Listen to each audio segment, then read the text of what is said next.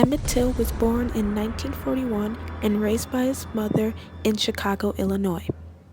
Even though they lived in Chicago, they still stayed in contact with family in Mississippi. After begging his mother, Emmett Till was allowed to spend the summer of 1955 with his great-uncle in Money, Mississippi.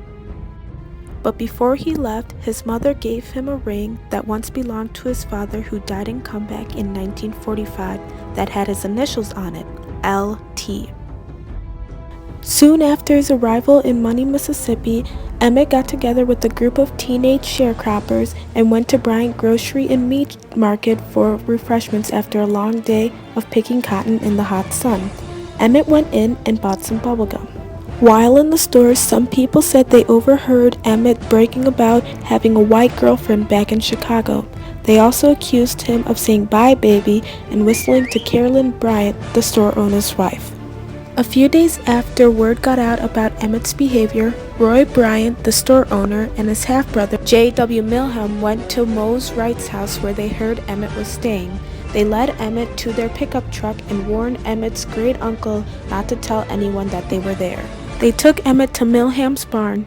They only planned on whipping him, but after Emmett told them that he had been with white women back in Chicago, they decided to kill him.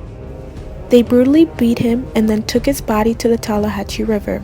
They shot him in the head and then strapped a large metal fan used for ginning cotton to his neck with barbed wire and pushed his dead body into the river. After his uncle reported him missing, Roy and his half-brother were arrested for kidnapping. 3 days later, Emmett's decomposed body was found in the river. Even though his body was unrecognizable, his uncle was able to identify his body due to the ring that his mother had given him. Roy Bryant and J.W. Milham were put on trial for the murder of Emmett Till with an all-white, all-male jury. 3 African-American witnesses testified that they saw a group of guys, which included Roy and J.W., at a barn with Emmett Till. They said that they heard whipping and hollering coming from the barn.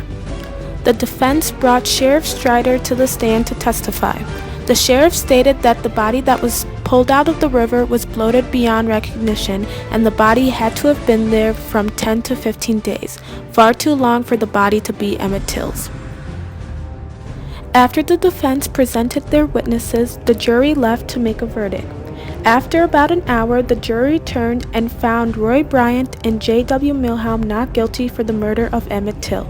The verdict of the trial made it to international news and caused nationwide protests. Look magazine published a story about the Emmett Till case, which included an interview of Roy Bryant and J.W. Milham.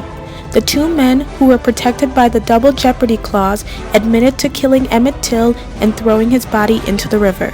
At Emmett's funeral, his mother ordered that his casket appeared with its top open so the people could see his horribly damaged face.